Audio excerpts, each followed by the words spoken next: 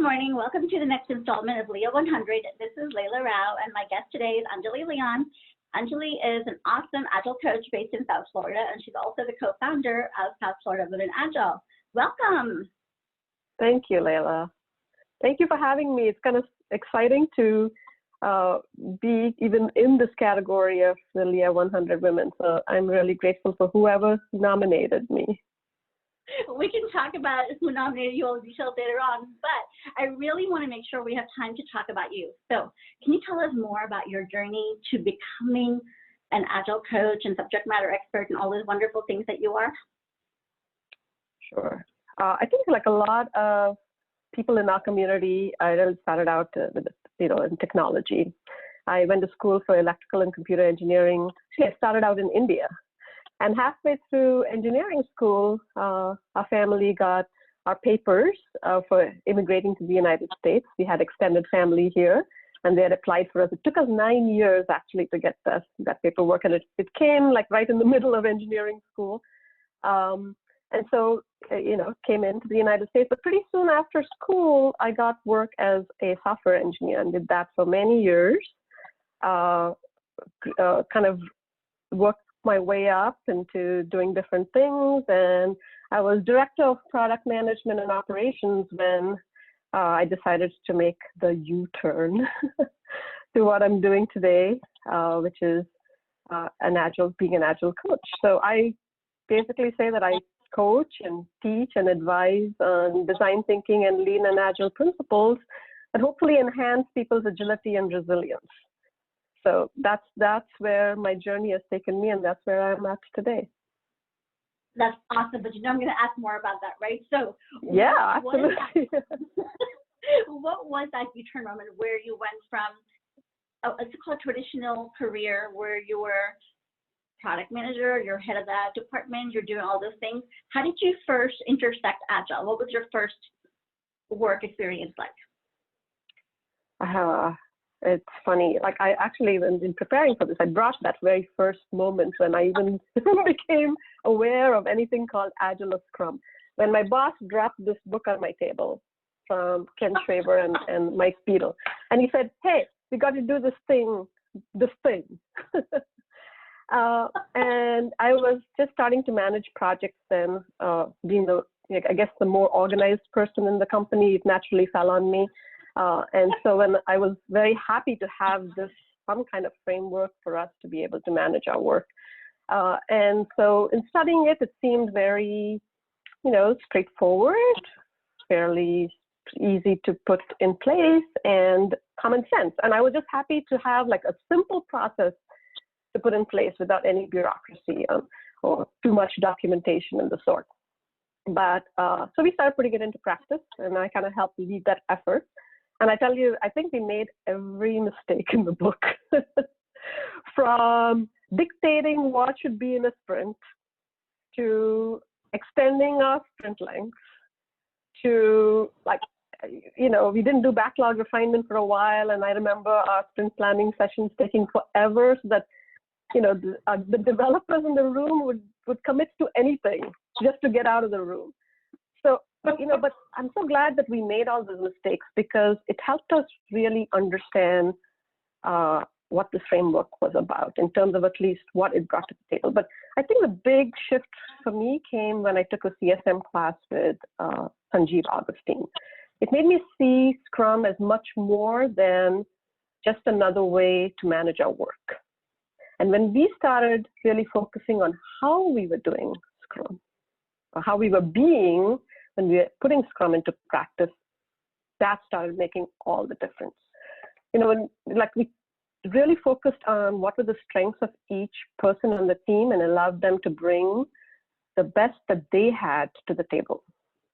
And then our boss started being able to trust us a little bit more, realize that if we had the best information to be able to make decisions, we would make decisions for the benefit of the company. And things just started to change. He actually started calling it our magic sauce.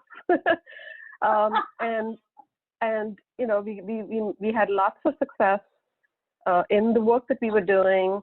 The year before I left, as a matter of fact, we were got nominated for the best in class for the product that we were developing.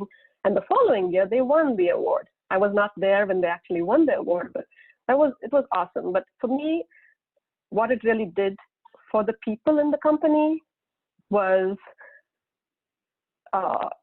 made me a believer.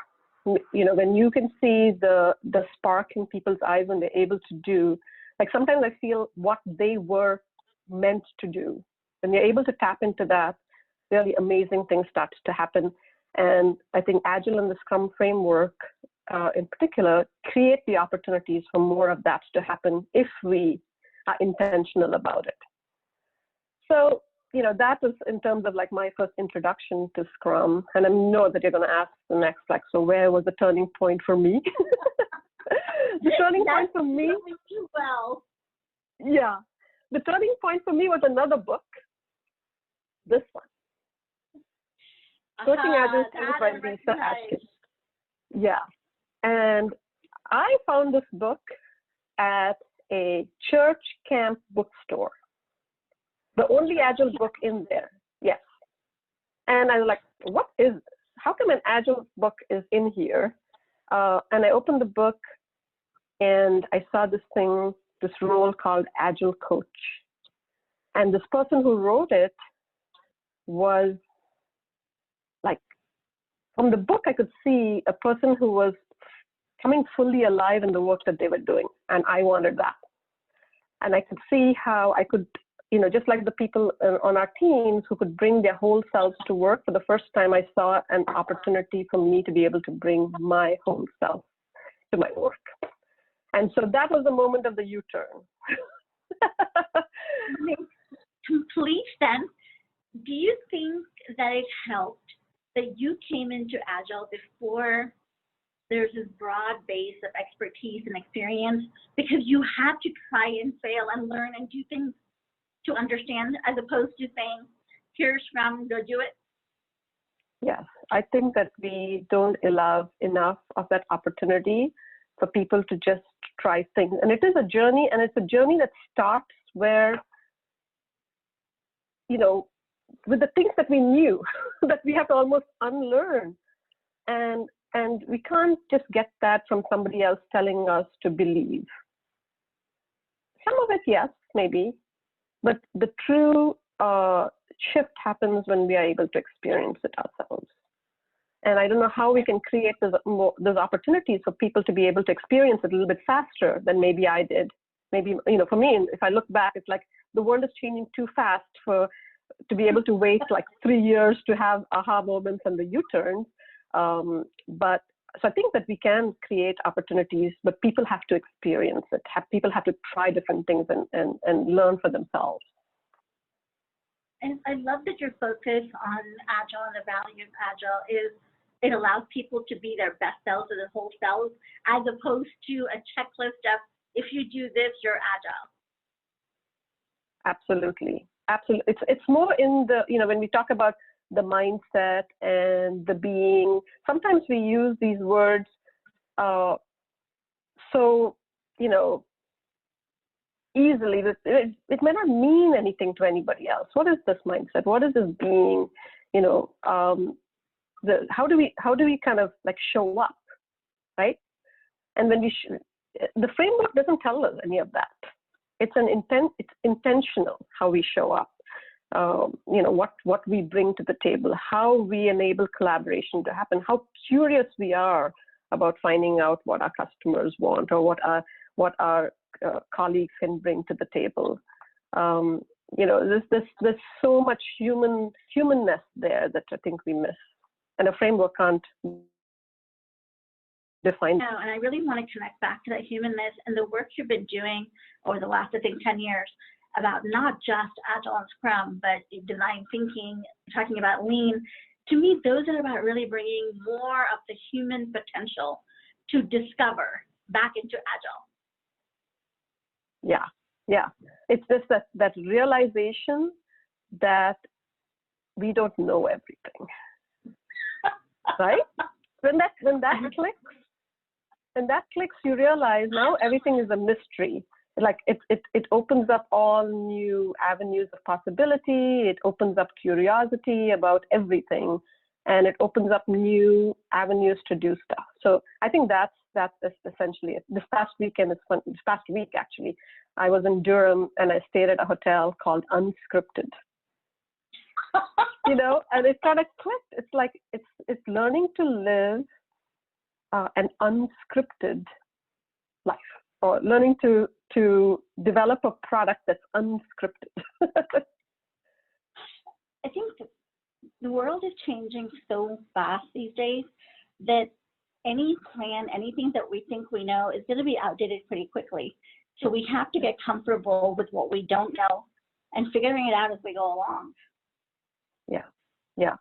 Yeah, absolutely. Figuring it out as we go along. And in addition to that, I think that things are moving so fast that if we are not moving, we're falling behind. So I say we have to stop becoming uncomfortable if we are too comfortable. Sounds like very, very good advice. What would you tell organizational leaders for, like, what is this Agile thing? What does it mean for me? Why should I care about Agile besides the fact that it's a buzzword? To me, Agile, I think it really ties back to what's happening in the world today. Technology has really brought down cost of change for certain things in software. And it has allowed things to start moving, faster and faster and faster. And to be able to keep up with moving that faster rate of change, the old rules no longer apply. So we have to find mechanisms in which we can actually work through this higher rate of change. But with that comes increasing our ability to reduce the cost of change of other things, because change is inevitable. So it's like a twofold thing. Agile, I think, allows us to address where the cost of change has come down and we're able to move faster. And I think agility is increasing our ability to reduce the cost of change of everything else, so that we can move faster and keep up with things. So I think it's an imperative in terms of addressing the needs of the world today. We are past the industrial revolution, and all of the methods and techniques and management practices were designed for that time. We are in a different time, and this different time calls for a different way in which we approach our work, and in which we design our organizations, and the way we interact with each other. I think it's just an imperative of shifting for a new time. No, I think you encapsulated it really well. I love how you connected Agile, the framework and the techniques, and agility, the outcome that we pursue. I'm going to reverse back to Agile with the big A for a moment and talk about the community that we're in, because you're very active in this community. And as I mentioned earlier, you're co-founder of South Florida Women Agile. Can you talk a little bit about how you became part of the community, what you found it like, why it's been so valuable for you? Yeah. So my first Agile conference in Nashville in 2013 is when I felt I found my community. I walked into that conference. I knew nobody, not a single person, yet I felt like I belonged. And so that was an awesome feeling, to feel like you found your tribe. It took, and the early years, I was mostly consuming information from a lot of great thought leaders in our field. In 2015, I was at the Agile conference in DC, and there was an impromptu Women in Agile event that happened there. And I got so inspired by the opportunity to have a group of women who are there for each other. And I thought to myself, oh my God, how awesome it would be to have something like this in South Florida. But I was kind of nervous to try to create something myself. But something else was happening during that time. So in South Florida also, I was kind of stepping into my own, defining myself as an Agile coach, as a kind of seeing myself as a leader. And I really wanted to step into leadership in our local Agile community. And I had volunteered a lot and did a lot of things, and I expected to be invited to be a leader of our local community. And I waited and waited and waited, and the invitation never came. It was like waiting to be invited, right? One day I, mustered up the courage to even go ask. I said, I'd love to be part of the board and part of the leadership. And there was no seat at the table at the time. So this event at Agile 2015 kind of made me think, you know what? I want a community of women to hang out with and to support each other and learn from. And I have no avenue for leadership myself in the local community, so I am going to set my own table and invite people to that table. And so that's how South Florida Women in Agile got started. And our very first meeting, I was so excited. 25 people had registered, but as a matter of fact, when the day came, including myself, there were only 5.